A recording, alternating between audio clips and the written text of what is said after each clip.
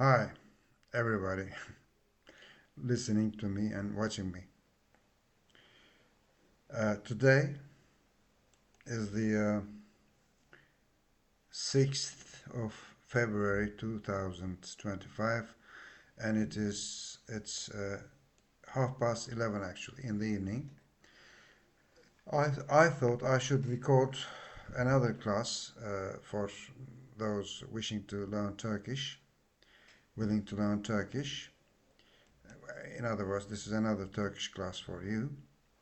And today, in our last class, we finished the verb to be. We studied the structure and we gave some examples, etc. So we made two videos for this. And at the end of the second video, I said we were going to study action verbs in present simple tense in our next class, and this is what we are supposed to do now, actually. So our class for today is about action verbs in Turkish, of course, in present simple tense. How do we use them? Let me start with a short explanation first.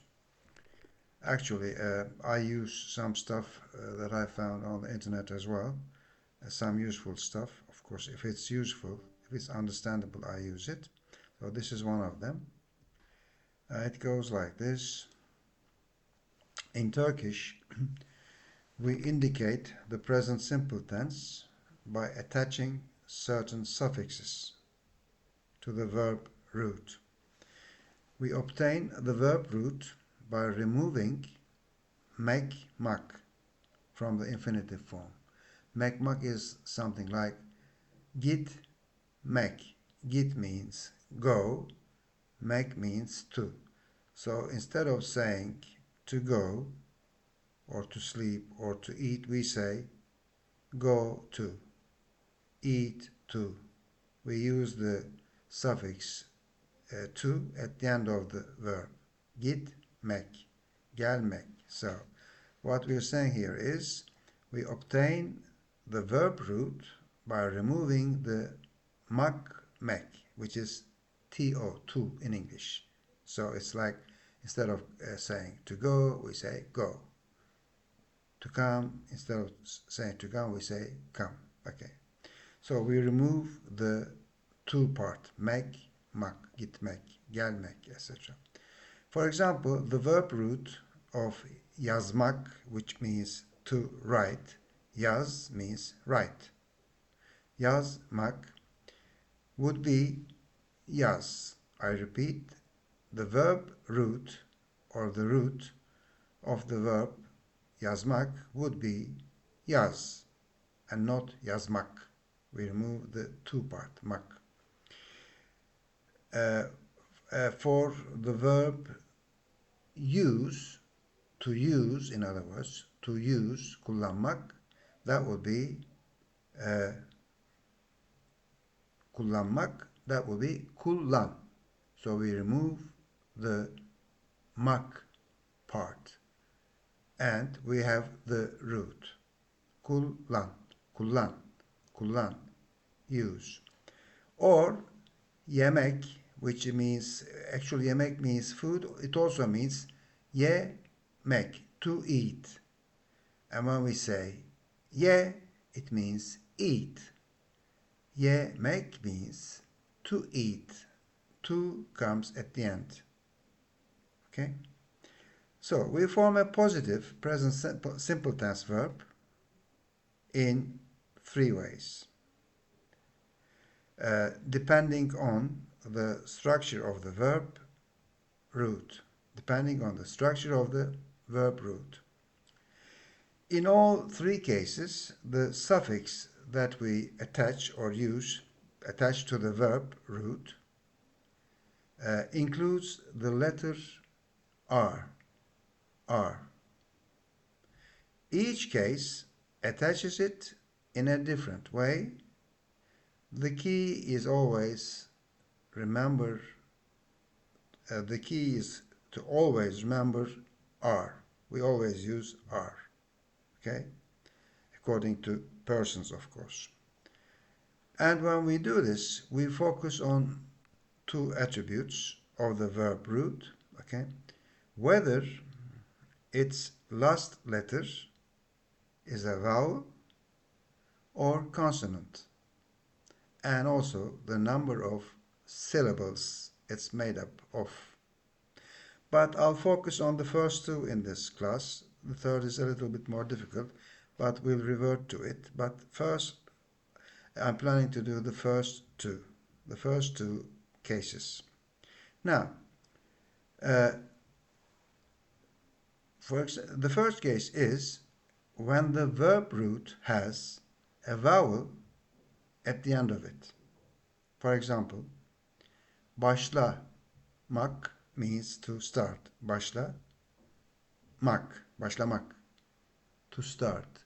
Again, we use the suffix to at the end of the verb, after the root. So we don't say to start, but we say start to. Well, I know it's a little bit strange, but that's the way it goes. So we remove the mak at the end, başlamak. We remove the mak, to. We remove the to part, and we say başla. It also means start. Başla, start. Like instead of to start, when we say start, it means it's an instruction. It means begin. So, başla. Or okumak. Okumak. It means to read. Okumak. Again, the mak part comes at the end of the verb, after the root, okumak. So we remove the mak part, and it is oku. Oku. It's an instruction, order. Okay. So this case actually applies to verbs with any amount of syllables. Okay. The only condition is that the letter at the end of the verb root is a vowel. The letter at the end of the root is a vowel, not a consonant. So, if we to form the positive present simple tense verb in this situation, all we do is attach R to the verb root, and this is followed by the personal suffix.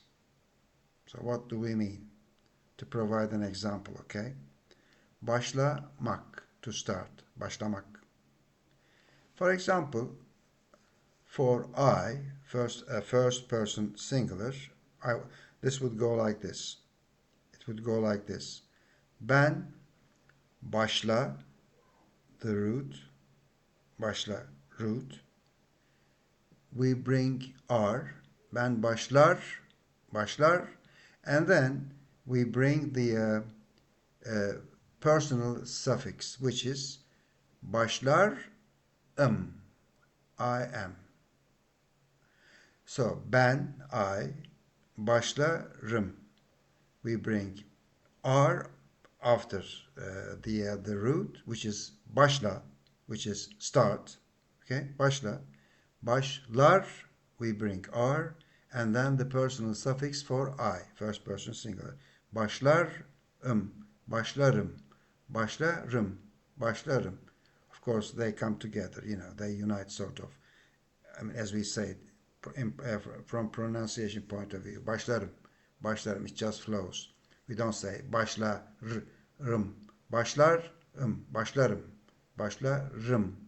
R, I am. Sen, meaning you, of course, başla, again R, başlar, sen, başlar. But for you, second person singular, we use sin, S-I-N, without the dot in this case, because it's thick vowel. Sen başlarsın, for third person singular, he, for example, or she, same for you. O başlar. We only bring R for third person singular. We don't need another personal suffix like I am or sin, like in the case with first person and second person singular. So we don't need any personal suffix. It's enough when we say başla, re, başlar, o başlar, o başlar. Okay. So when we come to first person plural, we, how does it go? Biz, meaning we, of course. Başla, again we bring are. Biz başlar, and personal suffix for first person plural. Biz başlar, ız, I, z. Biz başlarız. Biz başlarız. And second person plural, for second person plural, how can we do it? Siz, meaning you, second person plural. You, başla, we bring are, başlar, and then sınız, we bring sınız. Okay? If we say siz başlarsın, it applies to, remember, second person singular, sen. But in this case, we're talking about not sen, but siz, plural, second person plural. Then it changes into siz başlarsın, iz. Başlarsınız, sınız, başlarsınız. And for third person plural, onlar, başla, and we bring are, başlar, onlar başlar, and then the personal suffix for third person plural, onlar başlarlar, onlar başlarlar, onlar başlarlar. Okay? So this is one example for when the verb root has a vowel at the end of it, the verb root, when we separate the suffix to. So it's like, it's not like to start, but it's start. We use the root, başla, and we bring are at the end, and then the personal suffix according to person, first person, second person, singular, plural, etc., etc. So this is, but I will provide more examples, okay? I will edit, of course. I will edit this video. This is only, I'm just speaking now, but I will edit it and bring these in writing to the screen, onto the screen, okay? To the left-hand side, and you will be able to see it. Now, the second alternative is, the second case is, when the verb root, or the root of the verb, ends in a consonant, and